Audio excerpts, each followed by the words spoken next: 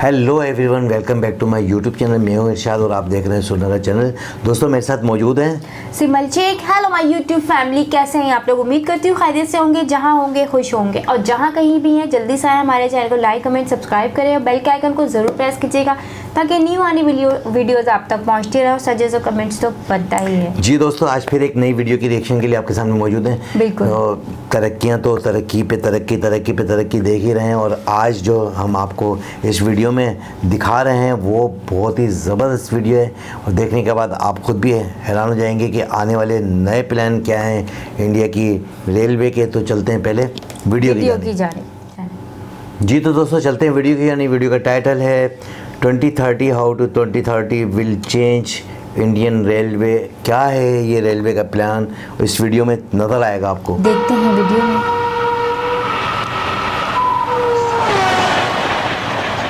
साल 2047 तक भारत को विकसित भारत और साल 2030 तक इंडियन रेलवे को एक मॉडर्न रेलवे नेटवर्क बनाने का लक्ष्य। यानी सिर्फ 7 साल में भारतीय रेलवे का रंग, रूप, चाल ढाल सब बदल जाएगा। जैसी ट्रेन, पटरी और railway station America, Britain, France और जापान जैसे विकसित देशों में है, वैसे ही या ये कहें उससे भी आगे निकलने के लिए हर चीज बदल जाएगी। प्लान 2030 लेकर आया है, जिसे नाम दिया गया है नेशनल रेल प्लान विजन 2030। इस प्लान में हाई स्पीड बुलेट ट्रेन है, safe and secure semi high speed Vande Bharat express का sleeper version, hydrogen train, 100% electrified railway track और world class modern railway station शामिल हैं। द ड्राफ्ट के आज के एपिसोड में हम आपको ये बताएंगे कि 1853 में भाप इंजन की मदद से शुरू होने वाली इंडियन रेलवे कैसे हवा से बातें करने वाली है और अगले 7 साल में ये कैसे दुनिया की सबसे मॉडर्न रेल बन जाएगी। वीडियो शुरू करें उससे पहले आप हमारे चैनल को सब्सक्राइब जरूर कर लें और हाँ, बेल आइकॉन प्रेस करना ना भूलें। अब सबसे पहले बात करते हैं वर्ल्ड क्लास मॉडर्न स्टेशंस की। ये तस्वीर भोपाल के रानी कमलापति रेलवे स्टेशन की है।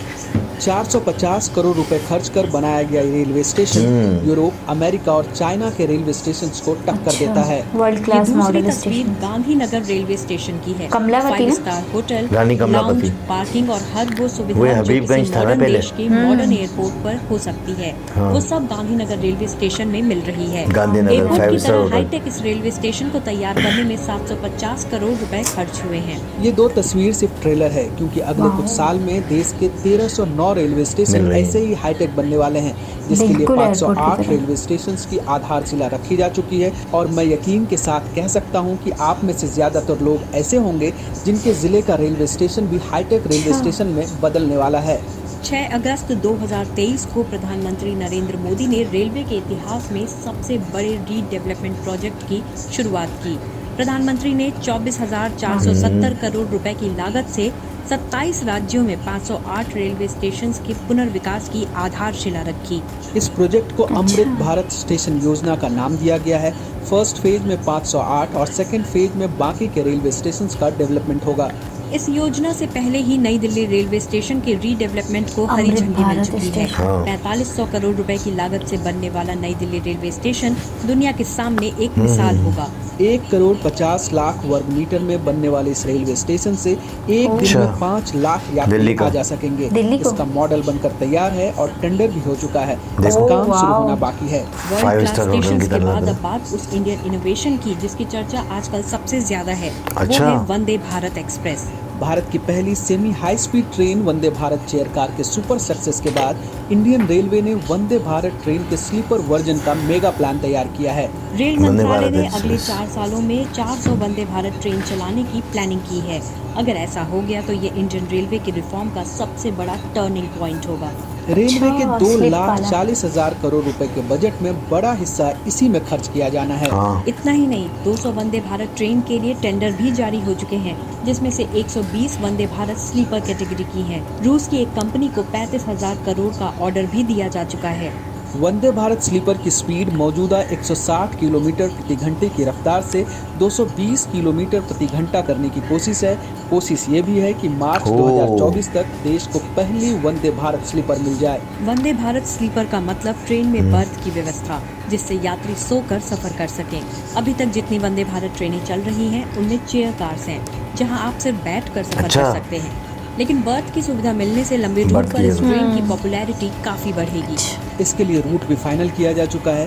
पहली वंदे भारत स्लीपर ट्रेन दिल्ली और मुंबई के बीच चलाई जा सकती है। ट्रैक का काम आखिरी चरण में है। अभी दिल्ली से मुंबई के बीच यात्री ट्रेन को कम से कम 16 घंटे लगते हैं, जिसे घटाकर 12 घंटे करने की कोशिश है।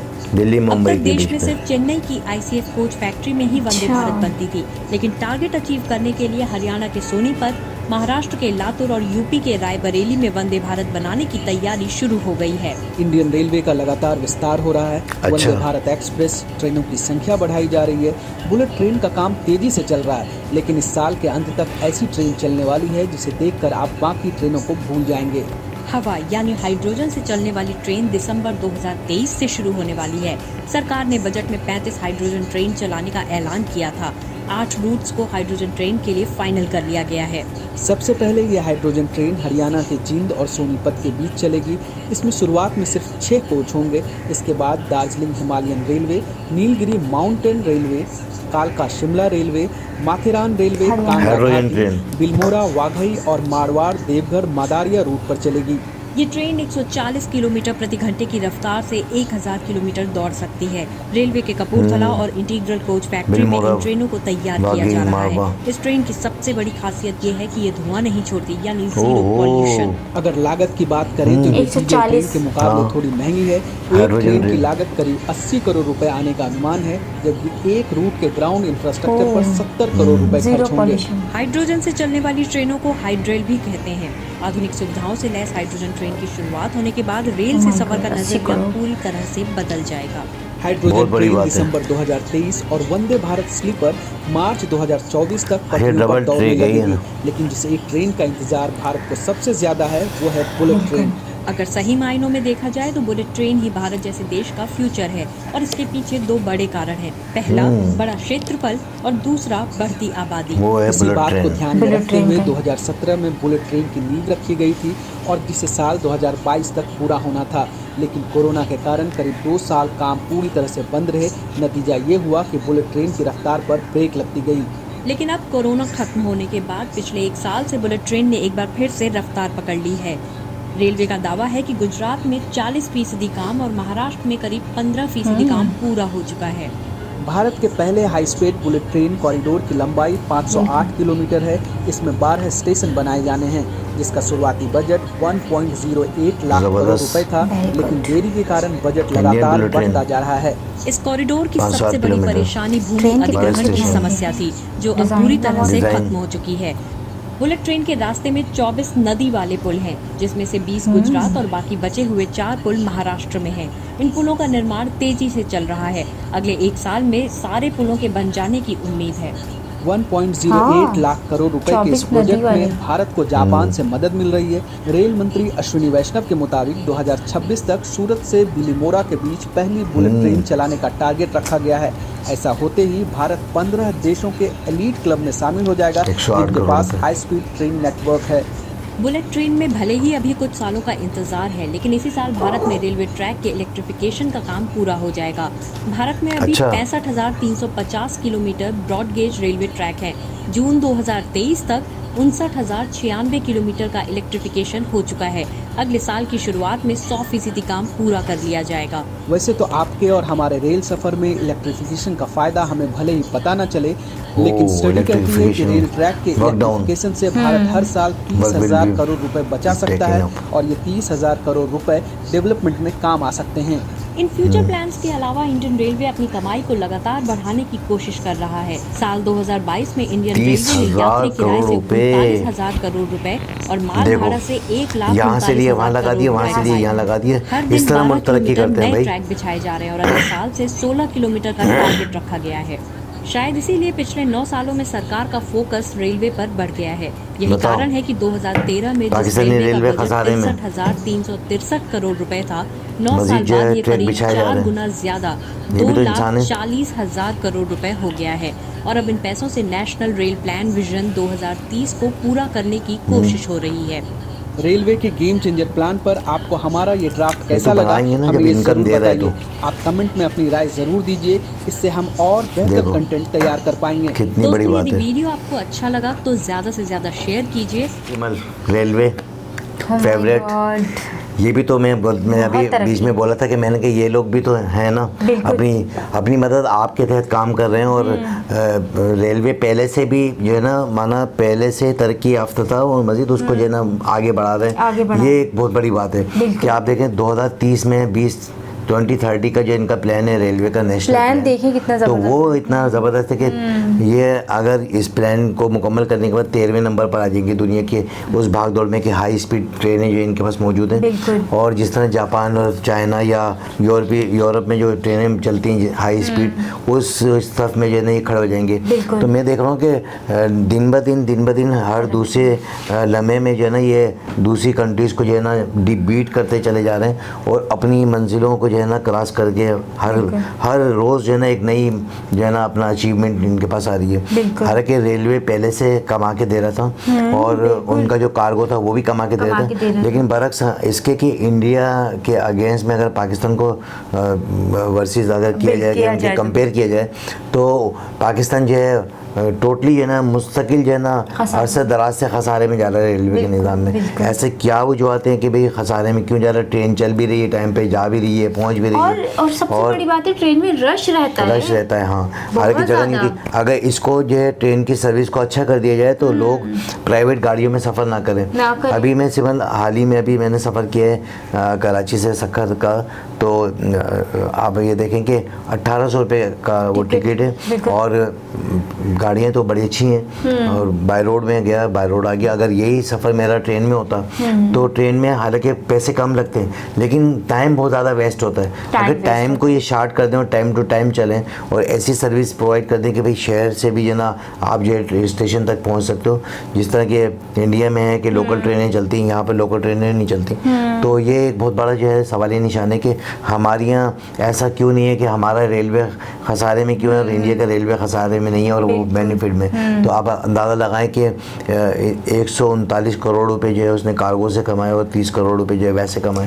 तो ये आप देखो कि अगर वही पैसा ये जो है दूसरे कामों में जो है जनरेट कर रहे हैं और मज़ीद जो नए प्रोजेक्ट जो है ना बिछाए जा रहे हैं उसका जो है ना अलग से अर्निंग आना शुरू हो जाती है। हमारे यहाँ तो इतने पैसे ही नहीं है, कोई डिपार्टमेंट इतना कमा के नहीं दे रहा। यही वजह है कि हमारी महंगाई और जो है ना भूख अफलास के साथ ज़िंदगी गुजारनी पड़ रही है। लोगों के पास नौकरियाँ नहीं है, फैक्ट्रियाँ बंद हो रही हैं, लोग यहाँ से भाग रहे हैं, जिनके पास वसाइल हैं वो यहाँ से मुल्क छोड़ के जा रहे हैं। तो हाँ, जो जिनके पास पैसे हैं वसाइल है वो तो चले जाएंगे, जिनके पास नहीं है वो यहाँ क्या करे बेचारा? वो यहाँ क्या करेगा? बहुत बड़ा वो तकलीफ है हमारे ना एक दूसरे से मांगना, और ये वजह है कि छीना झपटी शुरू हो चुकी है एक दूसरे से। इसीलिए तो कराची में ज़्यादा ये चीज़ होती है। अगर कोई कहता है कि कराची बहुत ख़तरनाक है तो इन सब चीज़ों की वजह से खतरनाक तो नहीं कहेंगे, लेकिन ये कि कुछ ऐसे लोग हैं जो बेज़मीर हैं, यानी कि एक होता है बाज़मीर, एक होता है बेज़मीर के भाई एक तो होता है कि यार चलो सही है जैसा है वैसे हमें गुजारा करेंगे ये अल्लाह का शुक्र अदा करके। लेकिन कुछ लोग ऐसे होते हैं कि नहीं भाई हमने तो जो है ना दूसरे के नोच नोच के खाना है। तो ये उनमें से लोग हैं जो नोच नोच के खाते हैं और वो जो है किसी ना किसी को जो है ना जूत कोप करके पैसे छीन लेते हैं। ये तो एक अच्छी बात नहीं है। बहरहाल इंडियन रेलवे ने बड़े बड़े प्लान किए हैं और मज़ीद जो है आगे की तरफ गामज़न है। और जब इनकी बुलेट ट्रेन आएगी सिमल तो आप ये देखोगे इनकी और मज़ीद जो है ना दुनिया में रेस्पेक्ट बढ़ जाएगी और मज़ीद जो है ना ये अर्निंग करने और ज़्यादा तरक्की करेंगे। ज़ाहिर सी बात आप देखें स्टेशन जैसे बनाए जैसे एयरपोर्ट है उसमें भी अच्छा वो आपने याद दिला दी कि उसमें भी जो है ना एयरपोर्ट में भी आप ये देखो कि इंटरनेशनली तर्ज अमल पर जो है ना उन्होंने बनाया कि गांधीनगर पे 5 स्टार होटल बना दिया। और जो है वो कमलापति जो स्टेशन है वो जो है आप देखें कितना बेहतरीन बनाया उसमें 5 वो अपना अब तो स्लीपर ट्रेन भी स्टार्ट हो रही है। हाँ बिल्कुल वंदे भारत स्लीपर ट्रेन भी स्टार्ट तो अच्छा सोच रहे हैं इंडिया वाले। अब क्या भाई मैं ये कहता हूँ कि जो जिसका जिम्मेदारी दी गई है वो अपनी जिम्मेदारी बिल्कुल परफेक्ट तरीके से निभा रहा है कि भाई अगर रेलवे का मिनिस्टर है तो रेलवे को तरक्की आती कामों में जो उसने गामजन किया हुआ है। और कोई रोड मिनिस्टर है तो वो इंफ्रास्ट्रक्चर चेंज कर रहा है, हाईवेज बना रहेगा। अगर कोई एजुकेशन देख रहा है तो वो एजुकेशन को अच्छा लेके चल रहा है। किया हुआ है। तो इस यही वजह ना कि चंद्रयान 3 जो है चांद पर चला गया। तो ऐसे तो नहीं चलेगी ना कि हर आदमी हर जगह पर जो है हर सेक्टर में जो है काम हो रहा है और वो चाह रहे हैं कि भाई हम जो है दुनिया को जल्द से जल्द जो है ना अबूर कर ले। मैं एक छोटा सा मैसेज देना चाहूँगी चंद्रयान के हवाले से। कुछ लोग जो है ना मैं देख रही थी वीडियो इंट्रो कर रहे थे, जैसे हाँ। कि व्लॉग करते हैं इंट्रो कर रहे जी, थे ना। तो एक पाकिस्तानी बंदे से पूछा एक बंदे ने कि इंडिया तो चांद पे चला गया, आप अपने आप को कहाँ देखते हो, आप लोग कब क्या करोगे? हाँ। तो वो कहता है हम तो पहले से ही चांद पे हैं। हाँ, माना वहाँ पे भी हवा नहीं है हाँ, और यहाँ पे भी वो हवा कहता नहीं हम है। तो पहले से ही चाहते हैं। वो हाँ। कहता कैसे? कहते हैं वहाँ बिजली है। वो कहता नहीं, कहता हमारे पास भी बिजली नहीं है। वहाँ हवा कहता नहीं वहाँ है। पानी है। कहता नहीं, यहाँ पे भी पानी नहीं है। वहाँ खड्डे हैं बहुत बड़े बड़े। कहता हाँ, कहता यहाँ पे भी खड्डे, हम तो पहले से ही चांद पे चांद पर मौजूद मौजूद हैं। है। बहरहाल बस लेकिन भाई। आप देखें कि हाँ। हमारे यहाँ तो बस वो किस्मत की बात है कि कुछ ऐसे बिल्कुल। लोग आ गए जिन्होंने जो है इसको नोच नोच के खा लिया। बिल्कुल। अदरवाइज अगर यहाँ बनाने में तो यहाँ पे भी तमाम तरह चीज़ें बन हो सकती सकता है, था, क्यों नहीं हो लेकिन सकता था? अगर अपने यहाँ- बजट को कम करके और बिल्कुल। मुल्क के ऊपर लगाते तो लगाते। ये भी मुल्क तरक्की करता। ठीक है ना। बिल्कुल। इन्होंने तो अपनी दरवाजे खिड़कियाँ भी नहीं लगाई हैं कि भाई अगर हमें जो चीज़ें मिली थी उन्हीं को जो चमका देते, बिल्कुल। वो भी नहीं चमकाए। नया प्रोजेक्ट तो बहुत दूर की बात बहुत दूर की है। बात तो है। बहरहाल दुआ ही कर सकते हैं कोई अच्छी नेक जो है कोई ऐसी लोग आ जाए जो इस मुल्क में जो है कुछ चेंज कर दें। बिल्कुल। बहरहाल दूर दूर तक चीज़ें कुछ है नज़र नहीं आ रहा, इतने कर्जे में डूबा हुआ ये मुल्क है। बहुत और ज़्यादा। पहले तो अपना कर्जा उतारें, क्रेज़ होना चाहिए कि भाई हम अपने पहले कर्जा उतारेंगे, उसके बाद जो आगे चलेंगे। बिल्कुल। बहरहाल सर दोस्तों आपने ये देखी वीडियो और बहुत अच्छा लगा कि बिल्कुल। इंडिया जो इतनी कमेंट्स तरक्की में ज़रूर कर बताइएगा रहा है। आपको कैसा लगा रिएक्शन, और जी। सजेस्ट ज़रूर किया करें कि ताकि हम न्यू वीडियोस आपके लिए लेकर आया करें जी। रिएक्शन के लिए। तो मुझे और डॉक्टर साहब को दे इजाज़त। अपना बहुत सारा ख्याल रखिएगा। अल्लाह हाफ़िज़।